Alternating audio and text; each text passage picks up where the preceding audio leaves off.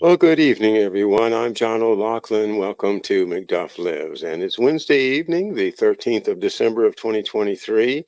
Happy Hanukkah to those who celebrate that, and happy holidays as we approach Christmas and the holiday season. And thanks very much for being with us tonight for, to me, a very special night, a kind of a reunion in a way. It's great to welcome back to our show Mr. Peter Duke of the Duke Report. Welcome, Peter. Well, thanks for having me, John. It's a pleasure to be here.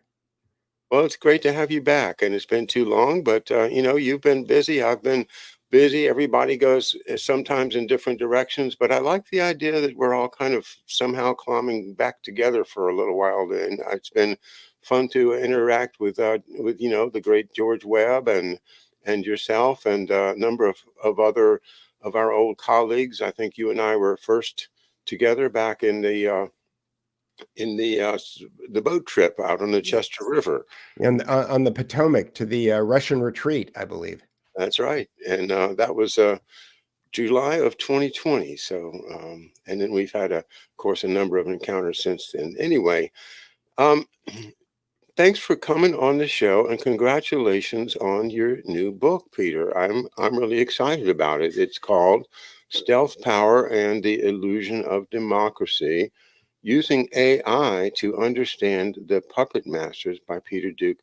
And well, let's start with the title, and let's just get you to break down what the title itself means and why you chose this particular title. Well, the idea for the book, as I describe in the preface of the book, is that I was reading another book by a guy named Douglas Reed called "The Controversy of Zion," and in that book, Reed mentions a book that has a reputation for kind of being a lightning rod or a thing that polite people don't discuss or talk about or are seen reading. And that book was called "The Protocols of the Learned Elders of Zion." And one of the things that Reed talks about in his Controversy of Zion book is that if you take out all of the cultural references out of the protocols, then it becomes much easier to kind of digest the information that's in it, because the title of the piece and the fact that there are cultural epithets sprinkled throughout the protocols, and the entire nature of where it came from and how it was produced, creates this visage that becomes impenetrable. That is, people don't want to look at it, they don't want to touch it, they don't want to open it, they don't want to tell people that they had anything to do with it. And I thought it was very interesting. And Reed, at one point in his book, and I quote Reed a lot in the book, takes like one paragraph out of the protocols and then does this trick where he replaces all of the cultural references and epithets with kind of neutral placeholder copy. And when you read that, it becomes a lot easier to analyze it because you don't go into that kind of knee-jerk reaction that people have when cultural epithets are used. And I thought that was an incredibly astute thing that Reed did. And so I went back and I started looking at the protocols of the Learned Elders of Zion. And I reference in the book that it is most probably plagiarized, and that there are at least a half a dozen references to places where the original versions of it came from. And Reed in his book does a very good job of linking it basically at least back to the Bavarian Illuminati, to Adam Weishaupt. But by going through the document and removing all the cultural references and epithets, it starts to read like it was torn from the headlines. And the thing that's interesting about it is that it was originally printed in Russia in 1903. And when it first was translated into English in 1920, it became a big controversy because a lot of the things that had happened between 1903 and 1920, specifically in the Russian Revolution, had taken place. And a lot of the things in the book were kind of ripped out of the headlines. But so the question started to become, how did people in 1903 know that something was going to happen the way that it happened to Russia in 1917? And so it occurred to me, because I do use GPT a lot in order to, usually I use it when I'm having a problem struggling through arcane language. A lot of times you'll read a document, or you'll read something that was written 100 years ago or 150 years ago, and the language is for lack of a better way of explaining it, it's just difficult for somebody at a current vernacular kind of understanding of language. And I don't think I'm a dumb guy, but some language is just kind of tough to get through. And a lot of times what I'll do is I'll just take a passage that I'm having problems with, and I'll throw it into GPT and I'll say, translate this into vernacular. And it's very good at that. GPT is not good if you ask it, who's a good guy and who's a bad guy. It's not very good if you ask it history from an unbiased point of view, because it's got a bias. But it is a language model, and it does understand words and how words are used very well. And so if you give it one set of words and you ask it to take that set of words and then translate it into a different set of words, for example, you can take something that's very complicated, like Einstein's theory of special relativity. Einstein's theory of special relativity, and you can ask ChatGPT to explain it to someone in a way that a 12-year-old would understand it. And it will come up with scenarios, and it will give you an explanation of Einstein's theory of special relativity in a way that a 12-year-old can understand it. I'm sorry, just having all these images of how exactly you would do that, Well, we could probably do it live if you want, but so it occurred to me that there's a few things about the protocols of the learned elders of Zion that make it difficult for a reader of current date to read. One is that there was really only one translation of it. It was done by a reporter from, I think, the London Daily Telegraph in 1920. And since then, I don't think that anybody has ever had access to the book again. The British Museum, it became such a lightning rod that nobody wanted to touch it. And so the translation is okay, but it's not great. And in fact, there are 2 or 3 places in the original where there are sentences in there that they don't really make a lot of sense. But that aside, on a lark, I just kind of started taking paragraphs from the original, from the protocols, and then translating them into vernacular. So basically translating them into a modern way of speaking English. And it became eminently more readable to me. Like, I just looked at it and I thought, well, I think most people would understand this in a way that's not arcane and kind of stilted. And so one thing led to another, and I thought I probably could do the whole book like this, because it's not the original is 24 chapters, and most of the chapters are 2 or 3 pages long. Some of them are a little bit longer, but it became basically a short side project, because I ran into it because I was doing research for the book that I've been working on for over 1.5 years, which is called Reframing Reality. And so I thought, well, I could knock this out pretty quickly. So I took the entire protocols of the learned elders of Zion. The first thing that I did was I normalized it, meaning I took out all of the cultural references and all of the epithets.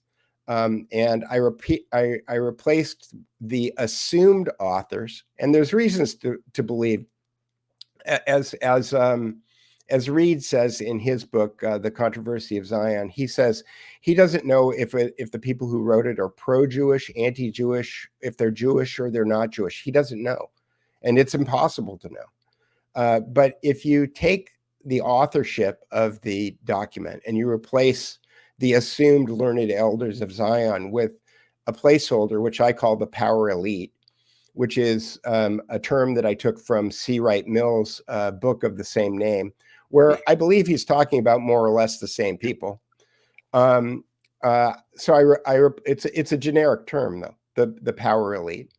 And then I took all of the epithets for the put upon in the book, and I replaced the epithets with the words uninformed masses or uninformed people.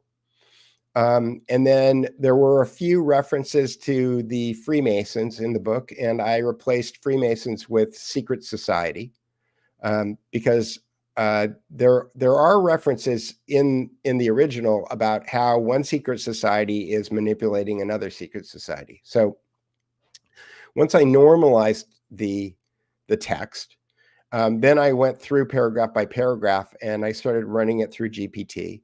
And in places where it wasn't working quite right, I would have to go in and I would have to adjust the prompts, and I would have to kind of do some tweaking. So it isn't just like a cut and paste and boom, boom, boom. I had a process that I had to go through in order to get to there.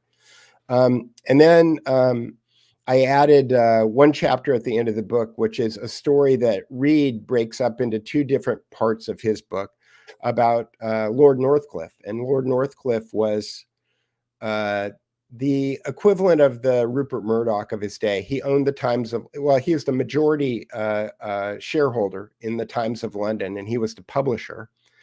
And when the story was released by the London Daily Telegraph of the original, so the Protocols of the Learned Elders of Zion was released by the London Daily Telegraph, I think, in a serial story that took over 20 days.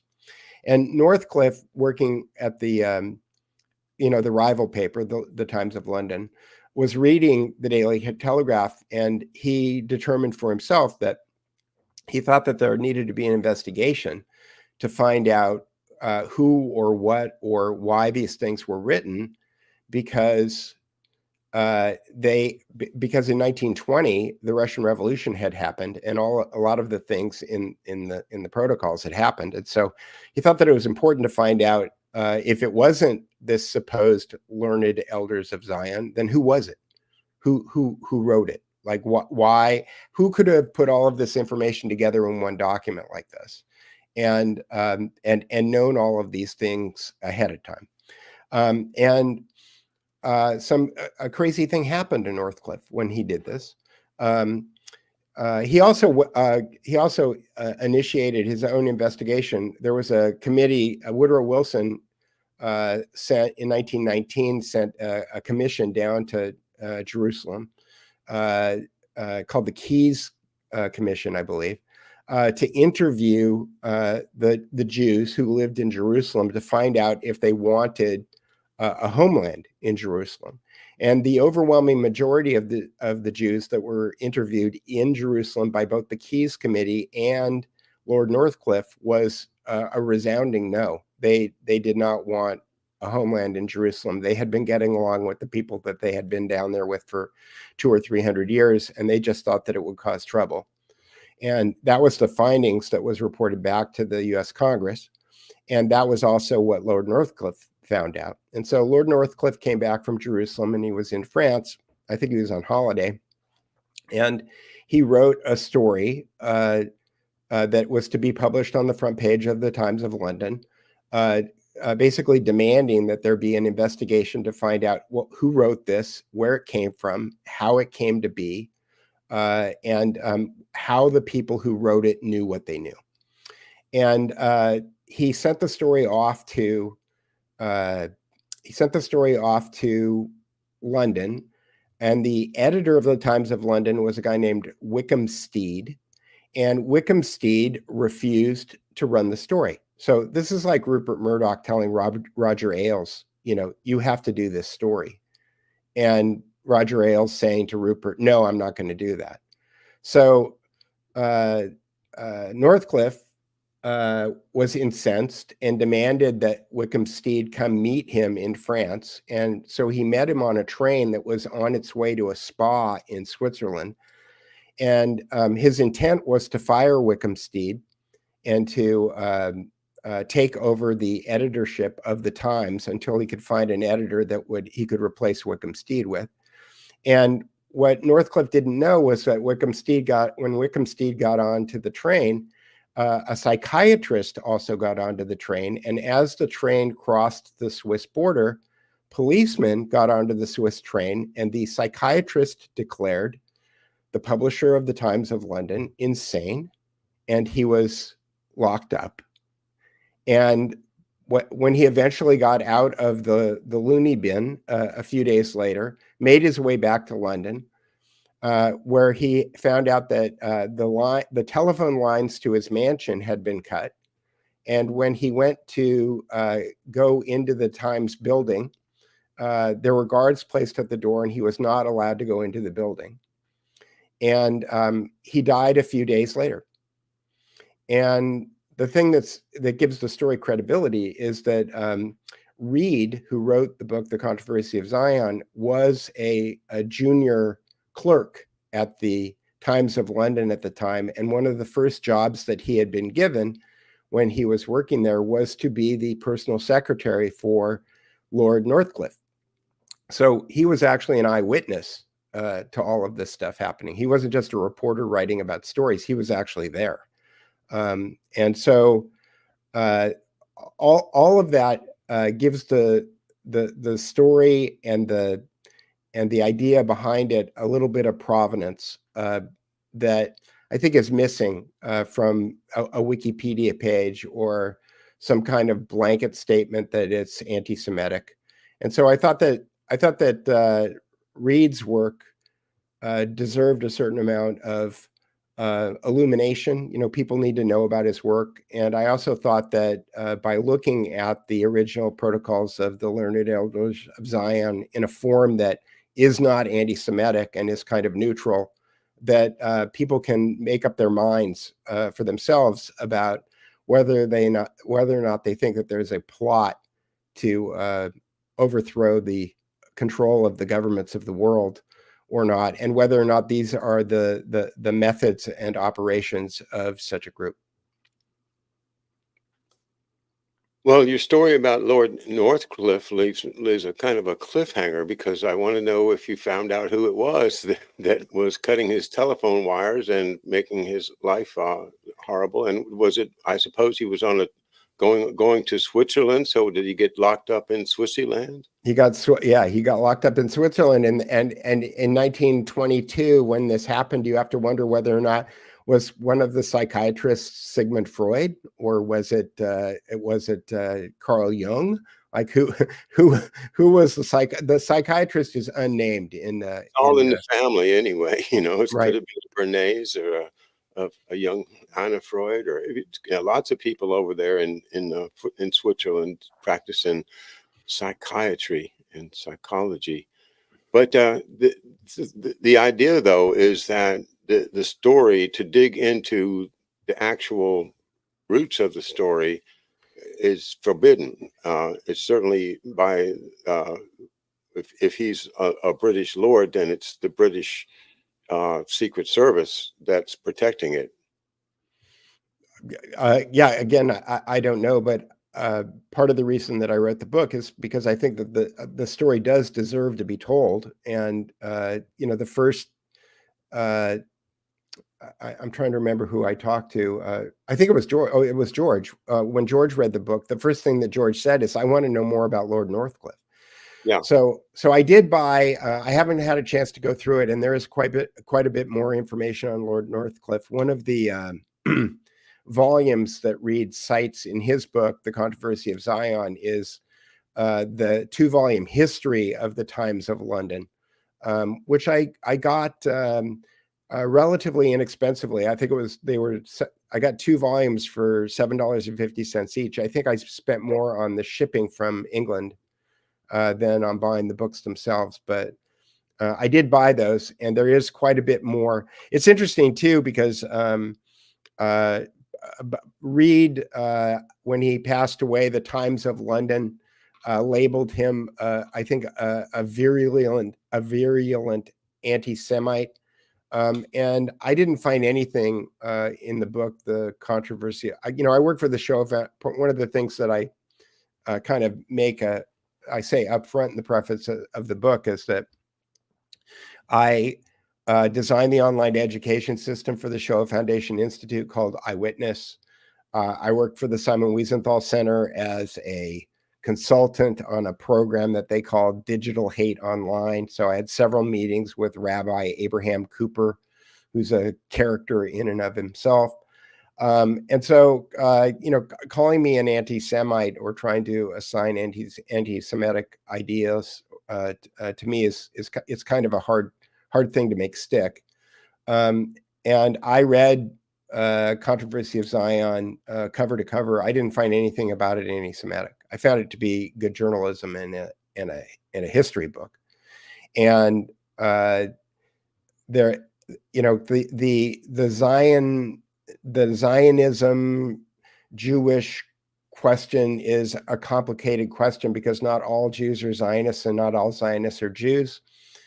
Jews are all Semites, but apparently if you're an anti-Semite, you're only attacking Jews. So the word salad starts to, get a little bit crazy. So that's why I normalized it. That's why I took all the cultural references out of the book.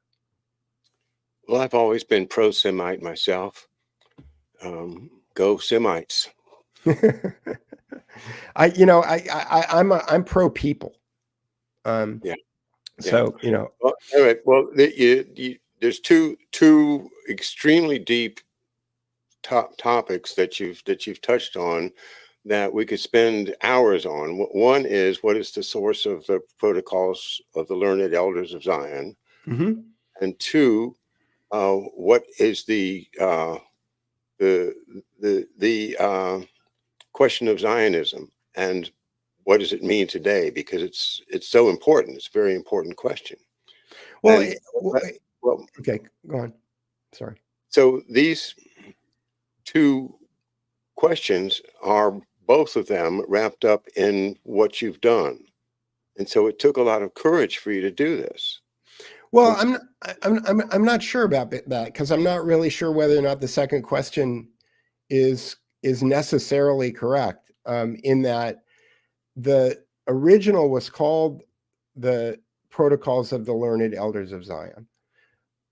However, getting to your first question about where did it actually come from, what Reed points out in his book is that these 24 and some of them may be added on, like there's some of them, the last couple about the eventual king and the rulership of the world, those may or may not be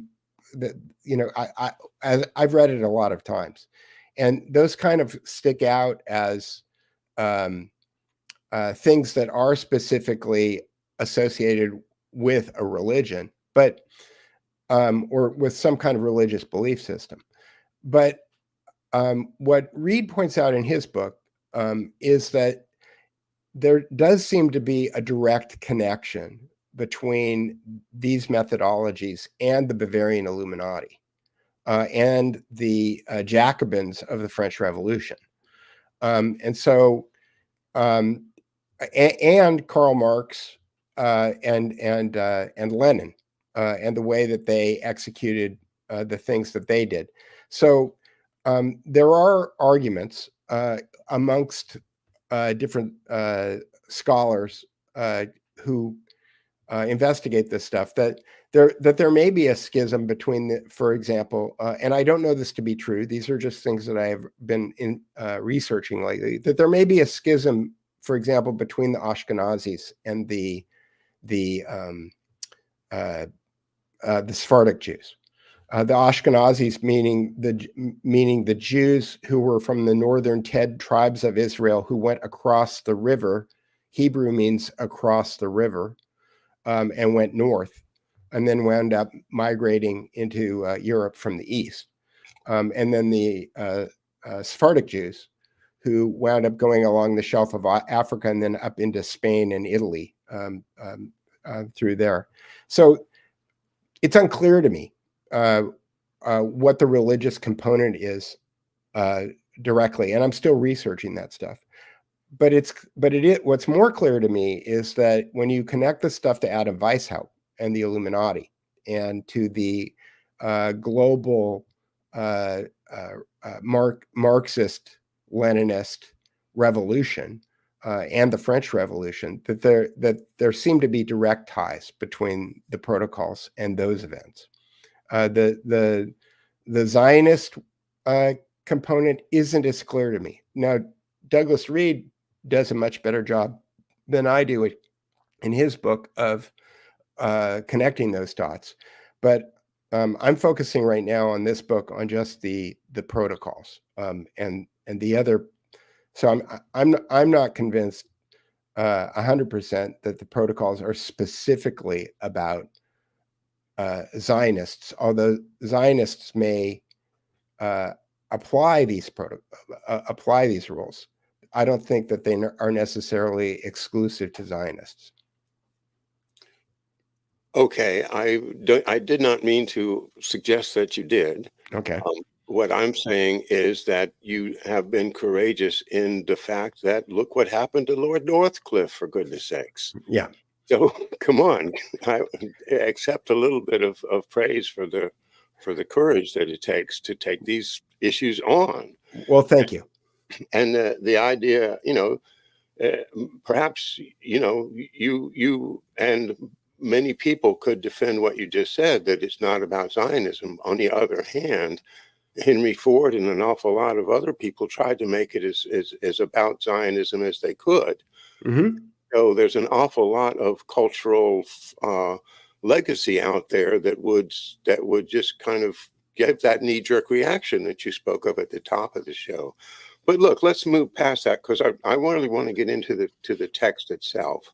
Okay. And because here's what I see your theory being, that if we look at this from a neutral, neutralized, normalized way, this text, that it magically does appear to have been written as a script for many, many of the events of the 20th and now the 21st century.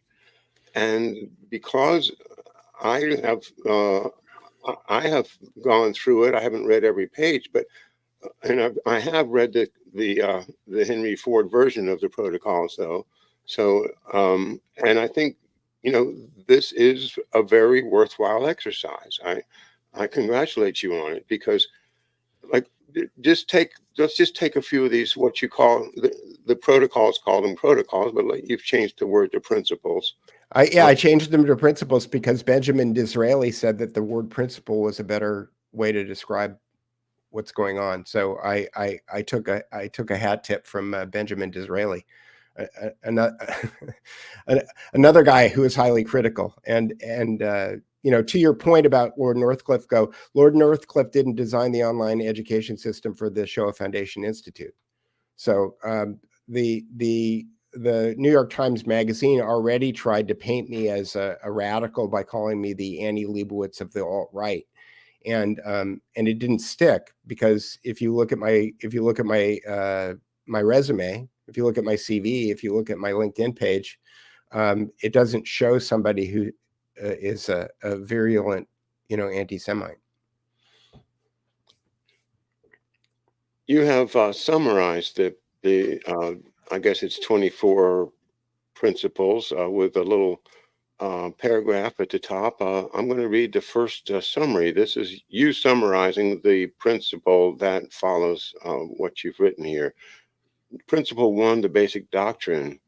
This introductory concept is a founding manifesto that represents the worldview of the power elite, a secretive group wielding significant influence, emphasizing might as the source of right, and viewing political freedom as an illusion. They advocate for control and manipulation over the masses, who they deem incapable of self-governance. The power elite values despotism, utilizing violence, terror, and deception in governance. They highlight their use of societal tools like liberalism, faith, and capital to maintain dominance, asserting their authority through force and the necessity of strict control.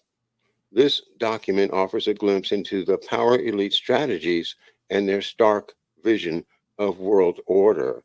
And again, that is your note. There's about 3 or 4 pages of that explained.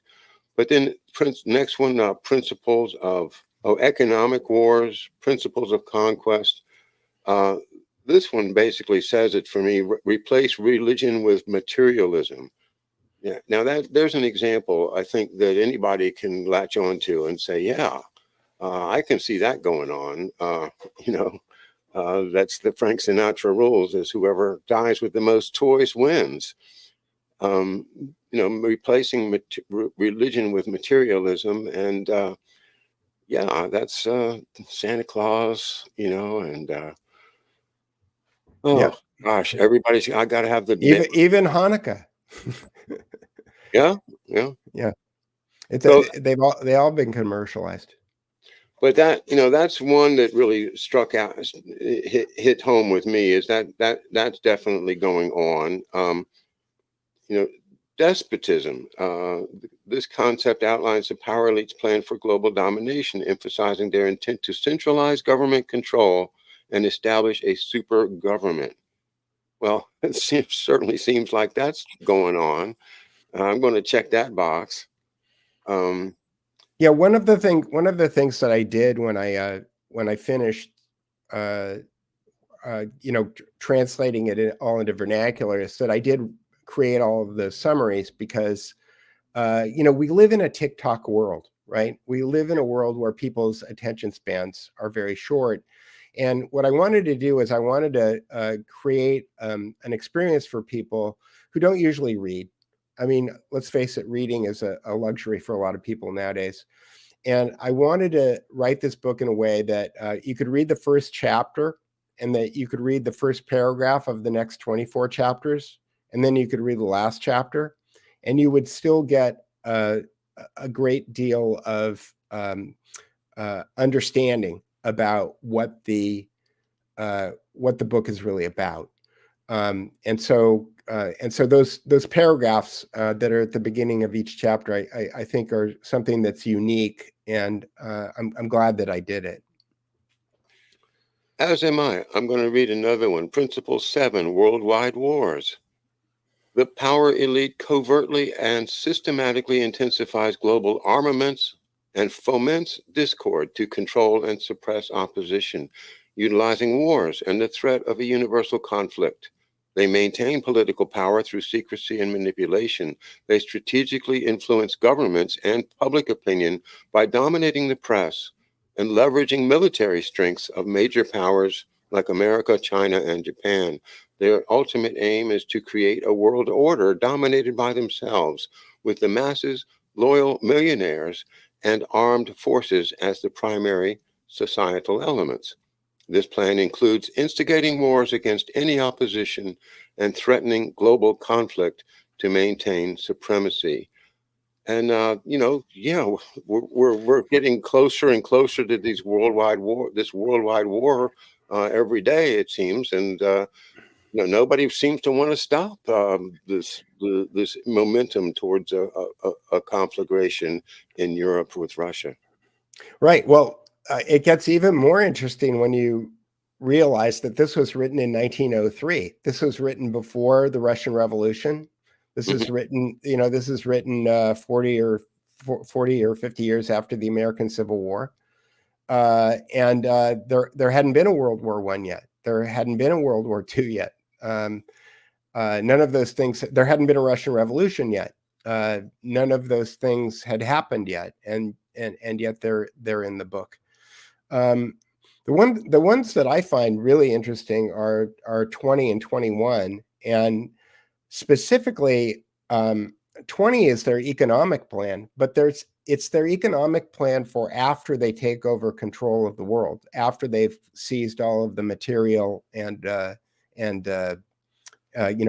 financial wealth real estate and corporate control. And that is what's interesting about it is that it's very similar. It's not exactly the same, but it's very similar to Alexander Hamilton and Henry Carey's American system of economy that I think that you've talked to with the LaRouche people about. But what's interesting to me about it, John, and you're one of the few people I think that I could say this to, and I think that you'll get it, is that if assume this is really old, and assume that somebody like Alexander Hamilton might have been read in to this long-term plan.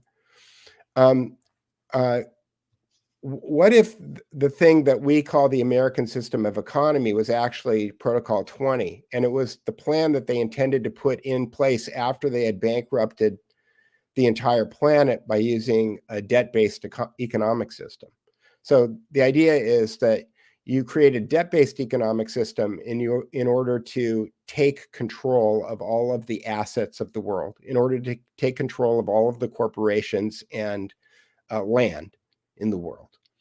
And then once you have captured all of that using a debt-based economy, then you flip it on its head. You flip that economy on its head. You do a great reset.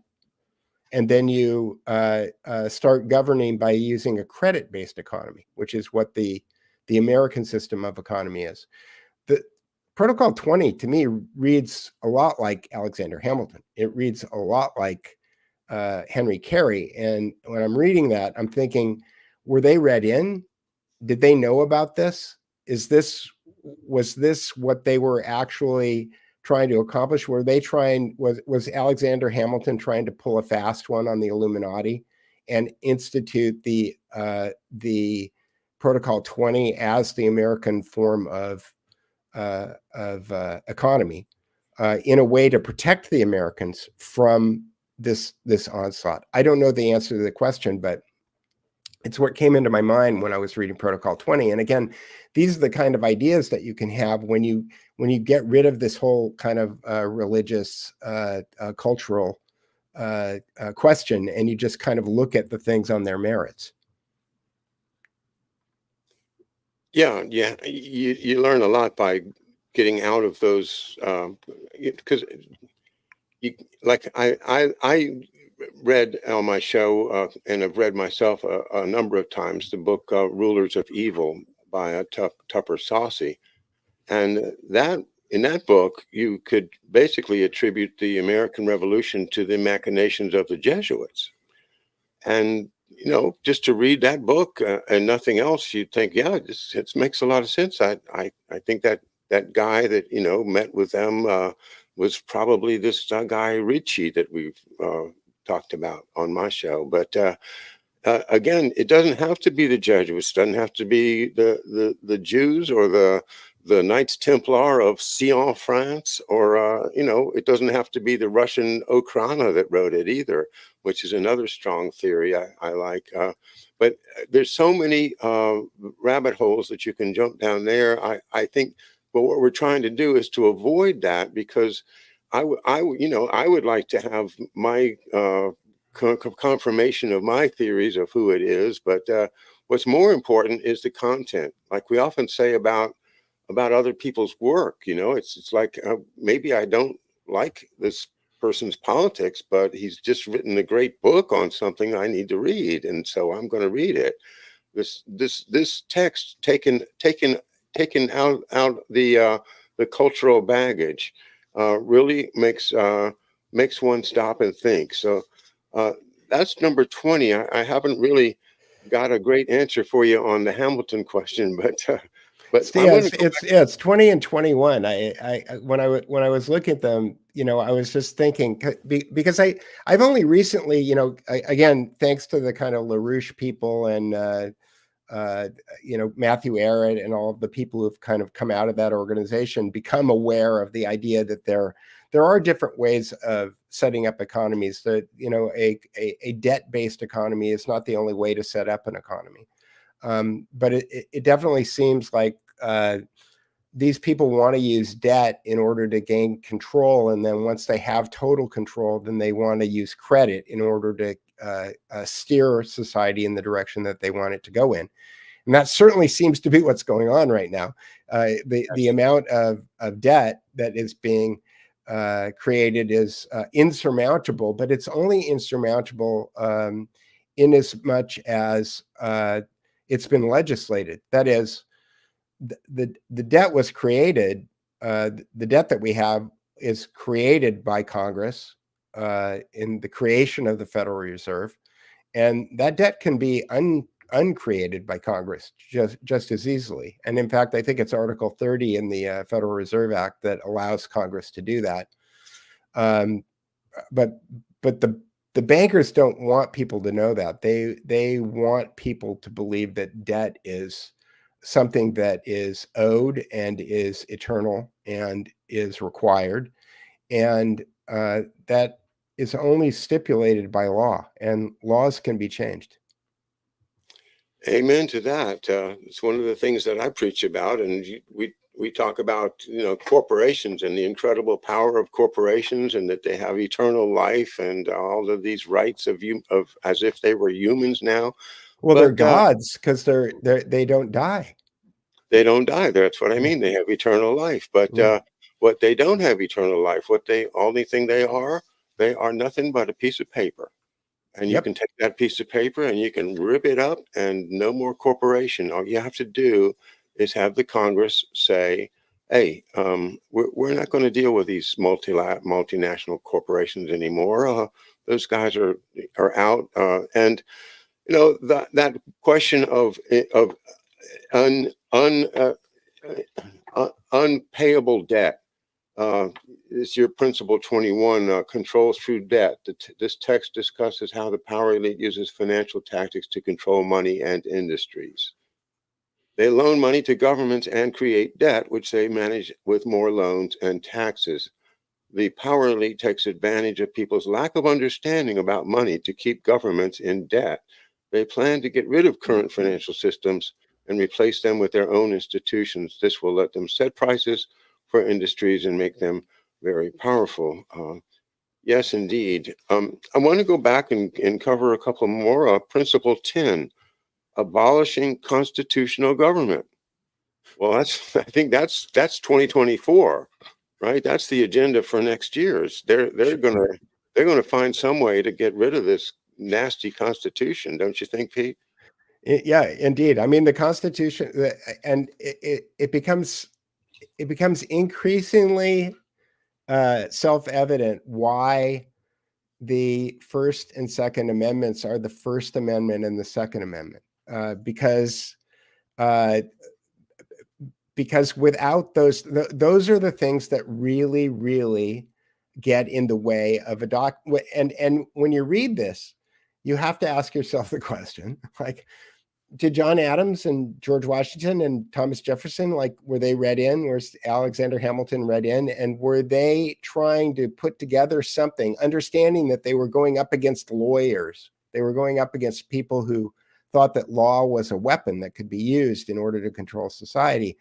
That they thought, well, John Adams is like, I'm a lawyer. Like, maybe we can figure out a way in the law to preempt this thing that they're trying to attempt to do. And the First Amendment, being the freedom of speech, being the one that has the most likely impact, because as you read in this book, and as we are experiencing right now, if media is controlled, and by the way, this was my entree into all of this stuff was a conversation that I had with Andrew Breitbart when he was talking about how politics is downstream from culture.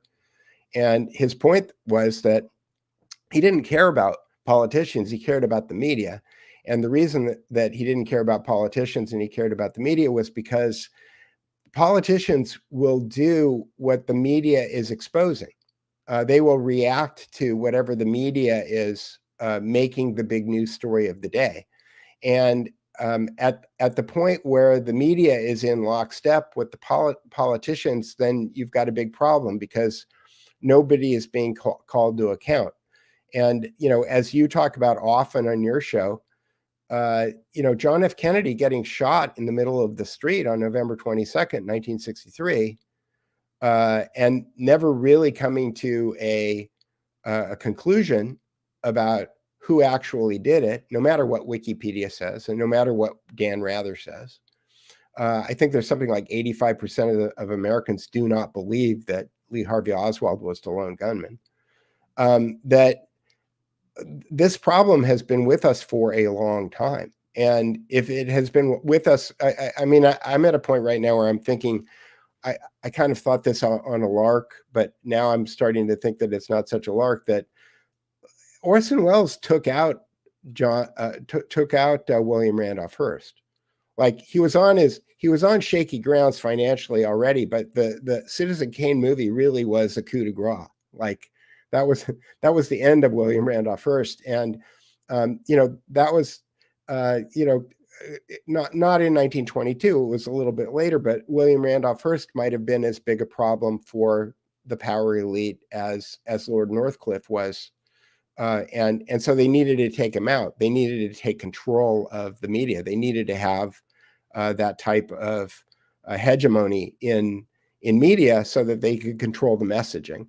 And if they could take out Northcliffe and they could take out William Randolph Hearst, then they could shoot the president in the middle of the street and have Lee Harvey Oswald be the lone gunman.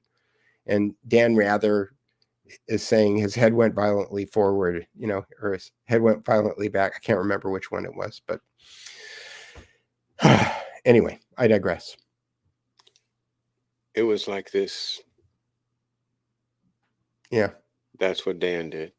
And, and for that, he got a career of 50 years and, the accolades of millions of people. Yeah, it's a shame we haven't forced them to give it up yet. And it's a shame that Trump couldn't he promised he'd do it. And, 2017 came along and they were supposed to give it up and they didn't. And, so there's just secrets that are just too deep. I'm wondering if now that Professor or Dr. Kissinger is no longer with us, I suppose he's got a few dead man switches laid out for people that might think of doing something tricky. But time goes on and the truth will out. The truth will out at some point. I hope I live to see it, because very important to our country that we sort this out. This Kennedy assassination does seem to be part of this method, this principles or protocols, the methods of Machiavellian tactics secretly done by a power elite that operates behind the scenes, the man behind the curtain in the Wizard of Oz. He represents this power elite, or he's their puppet, and he pulls the levers when they tell him to pull the levers. Love to keep pulling back the curtain that we've been doing, with the folks we work with, the colleagues, and here's the number 112, number 11, the totalitarian state. And number 12, control of the media. Number 13, assault on religion.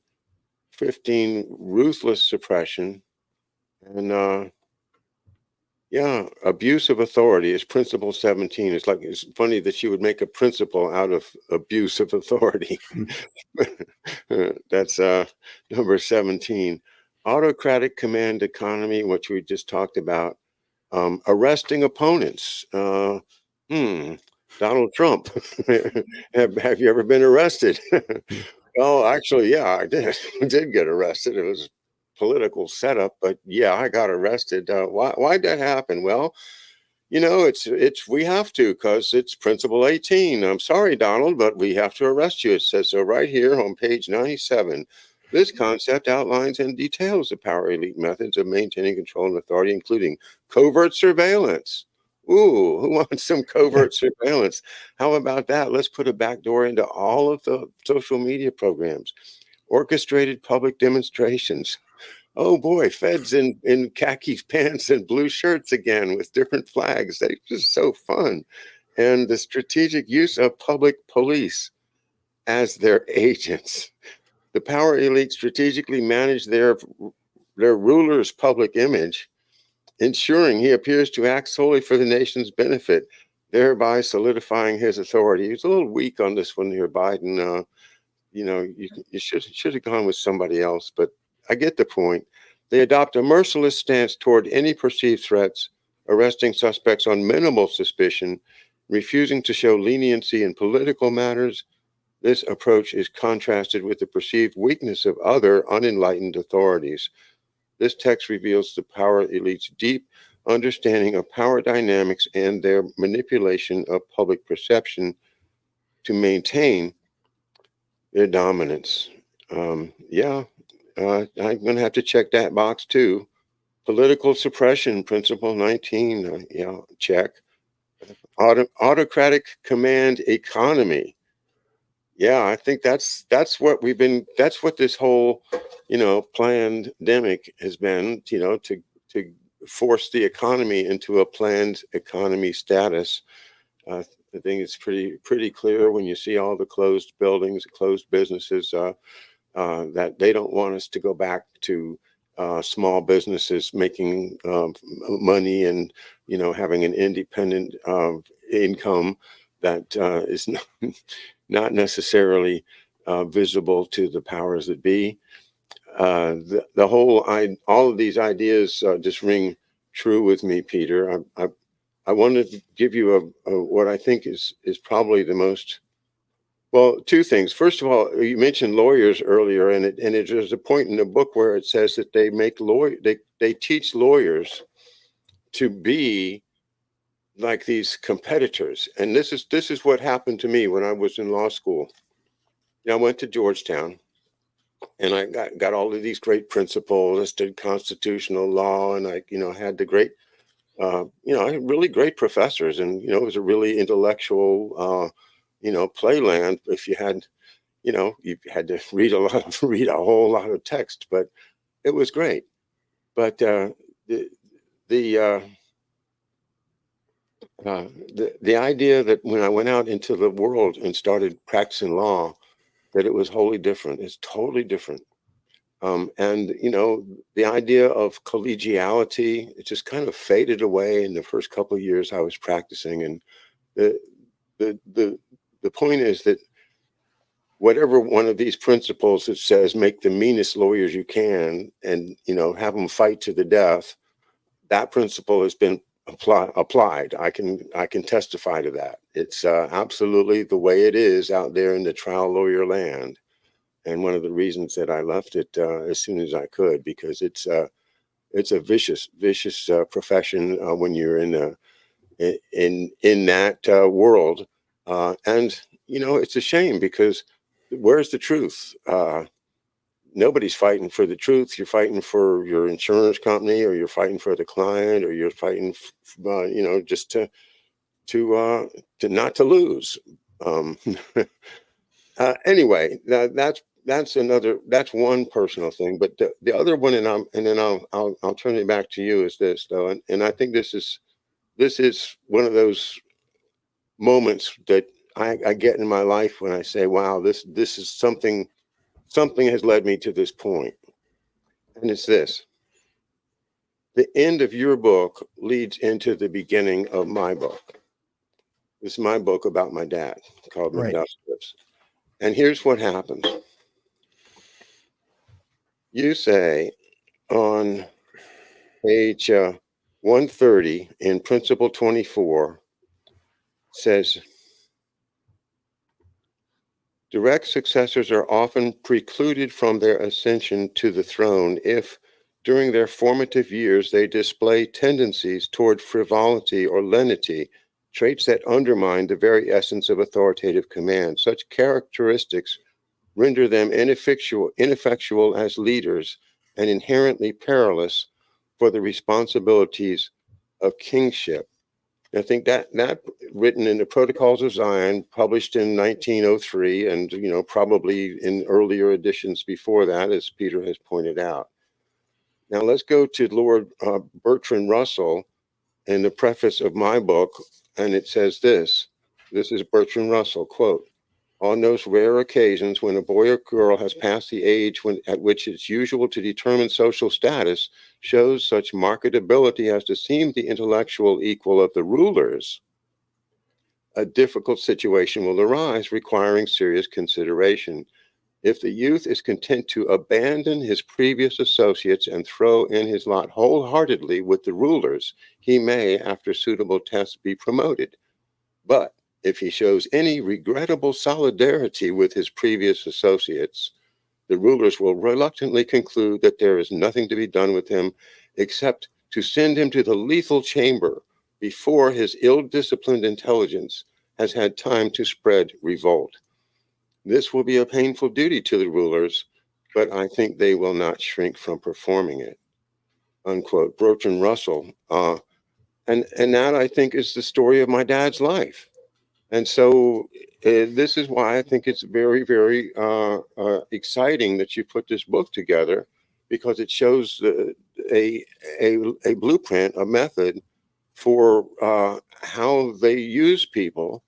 How, if you don't, if you go back to your inherent sense of empathy and love for humanity, then you're useless, and they're going to get rid of you, send you to the lethal chamber. Well, that's called quick cancer, I'm afraid, in this world, and other lethal means of disposition. But that, to me, Peter, you've revealed a great deal of truth that's hidden behind a lot of scary signs. Here be dragons, don't go here. Uh, and you've done a great service with this book, Peter. So, anything else you'd like to add before we wrap it up? I think it's been a very interesting and revealing interview for me today, and I give the floor back to you.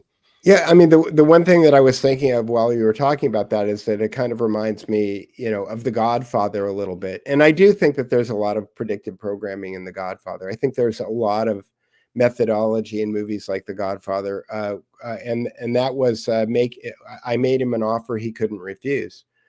That's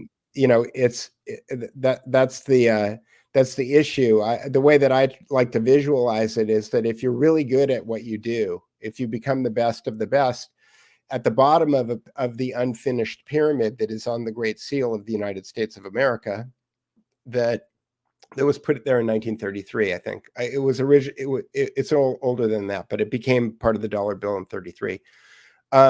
You're part of the hoi polloi, but as you get better and better and better, the amount of competition that you have until you're at the top of the unfinished pyramid means that you're one of the best of the best, at which point you get a tap on the shoulder from the eye, and the eye says to you, do you want in? Do you want into our club? And if you say yes, you get into the club. But to your point, if you've got any regret about it, then they're going to have to get rid of you, because you're going to be more dangerous to them than, first of all, they've exposed themselves to you. And then after that, if you become a direct threat to them, so they make you an offer that you can't refuse, and if you refuse it, then you're done. That's the issue. But the other point that I wanted to make before we go is that the thing that's unique about this is that they're all in one place. That is, there's 24 different rules. They're all in one place, and it was written in 1903. So if you take a look at what happened in Russia, if you take a look at what happened in any other Soviet state, if you look at what's going on in North Korea today, if you look at what's going on in the United States in the last 10 years, and the principles that have been applied in order to get us to the point where we're at, there's similarities in all of these situations. So the questions, again, going back to Lord Northcliffe, is who wrote this? What are they? Who are they? Right. And by the way, I think that there's members of every different cultural group in the world that are part of this conspiracy. I think that you lose yourself if you pick one and you concentrate on that one. You have to look at, like George says, the metadata. You have to look at Okay, who are the people who are, is Trudeau one of them? Is Tony Blair one of them? I mean, I haven't seen those guys with yarmulkes, so you need to look at the metadata. You need to look at how these things are being implemented before you jump to the conclusion of assigning it to a single group. And I think if we do that, then we can figure it out. And if we can start asking the right questions, if we can start building our critical thinking skills instead of picking, Peter and John's story over Tucker and Alex's story, or you know what I'm saying? We've gotten to a point where we're channel changers for the most part. People are living in a story world where they watch Fox News and they believe the Fox News stories, and then they get tired of Fox News, so they start watching Alex Jones and they believe the Alex Jones stories. But none of them are doing what you and I are doing, which is we're reading books. We're going to the back to the bibliography, and we're trying to figure out, well, who said that before, and what did they have? What skin did they have in the game? Those are all critical thinking exercises. And until we get to a point where we've got a lot of people asking the right questions, then we're not going to be able to defeat these people. But I do think, to your point, if we get enough people asking the right questions, all of their power is based on paper. It's written down, and that's the magic of words. And the magic of words, as easily as it has been foisted on us, can be taken away from them. So I'll leave it there. Peter Duke of the Duke Report and author of Stealth Power and the Illusion of Democracy. You can get your copy at Amazon. And thanks again, Peter, for being with me tonight. And thanks, everybody, for your support. We will see you again tomorrow night, Thursday night. We're going to do a special show with Marcia on the book, The China Study, all about the importance of choosing the right things to put into your body. So we'll see you then. Thanks, John.